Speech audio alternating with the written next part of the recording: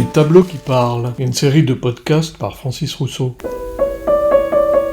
Lucas Cranach l'Ancien, 1472-1553. Hercule et Anthée, tempéra sur panneau de bois, 1530, Compton Verney Art Gallery.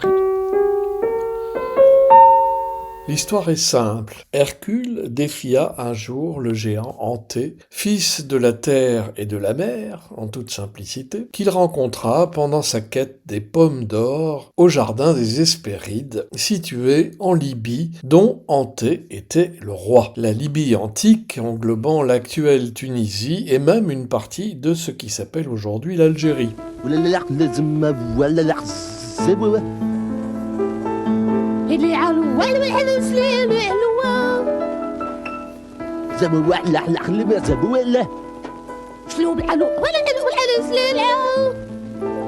Lutteur acharné, Anthée obligeait les voyageurs qu'il croisait sur le chemin du jardin des Hespérides à se mesurer à lui, sachant que si l'un d'eux réussissait à lui faire toucher la terre, sa mère, Gaïa, donc, en profitait pour décupler les forces de son cher fils. Ainsi, plus Anthée touchait terre, plus il devenait fort. Tous ses ennemis se laissèrent abuser en pensant qu'en le plaquant au sol, ils obtenaient la victoire, alors que c'était exactement le contraire qui se passait, et que, sitôt à terre, il les pulvérisait sans qu'ils sachent même ce qui leur était arrivé.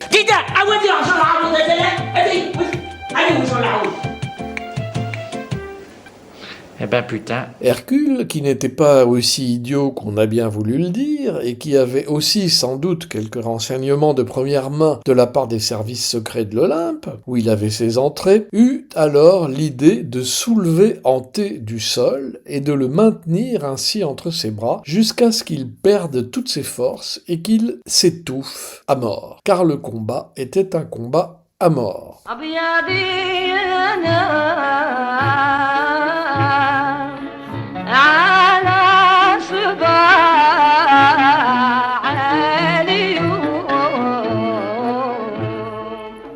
Bon, d'accord. Il le prive peut-être d'un contact régénérateur avec sa maman, la terre, mais il ne se gêne pas pour en profiter un peu et faire du frotti-frotta là où on pense, voyez par vous-même. D'ailleurs, Cranach, malin lui aussi, à l'endroit du contact pubien, a peint une espèce d'abstraction inidentifiable dans laquelle certains voient soit une grosse touffe, soit même deux grosses touffes, soit 5 siècles de grattage au peigne fin pour voir ce qu'il y a dessous.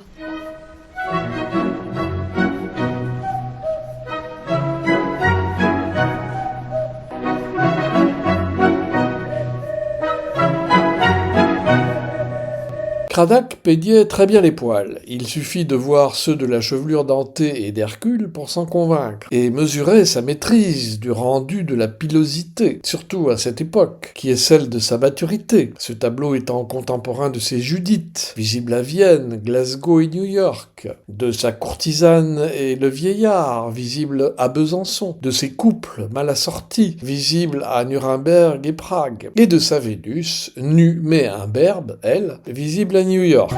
Bref, tout ça pour dire qu'ici, il s'agit donc bien de deux grosses touffes de poils plubiens, soigneusement peintes et abondamment fournies, comme il sied à deux géants qui ne fréquentaient guère les salons d'esthétique et leurs boudoirs d'épilation. Bien vu, Lucas, l'Ancien. Bonjour! Je sais que vous êtes encore de plus en plus nombreux à suivre notre petit cours de coiffure. Salam alaikum, Olivier! Mais salam alaikum, Awazal Lorraine. À vous tous du bassin méditerranéen, en avant pour un nouveau cours de coiffure!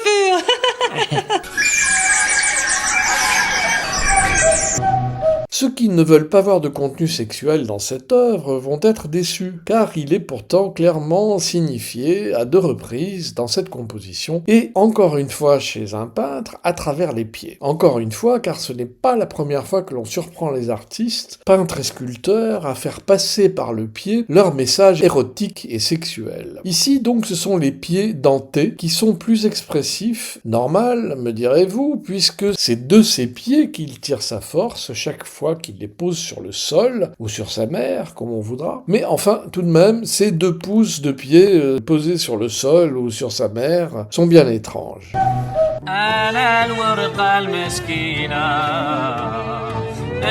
سقطت من العرف وصرت يبسى وحزينة راني هايمة ما نعرف وصرت يبسى وحزينة راني هايمة ما نعرف.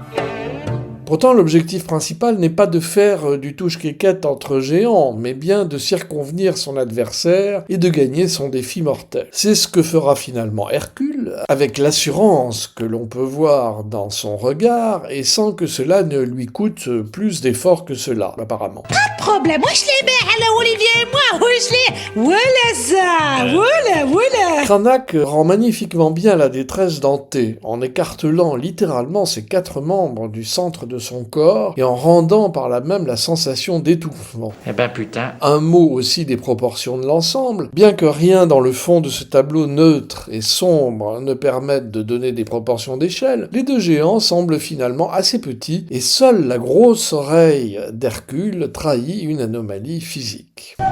Quant à la touffe unifiée, qui reste le point de convergence central de toute la composition, eh oui, elle n'appelle finalement que peu de commentaires, si ce ne sont des aspects documentaires de la chose au XVIe siècle. La démonstration de force passant ici par l'exhibition de la toison pubienne intégralement conservée. Il est superbe.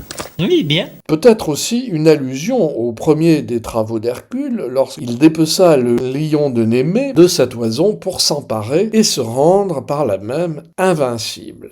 وصرت يبسى وحزينة راني هايمة ما نعرف.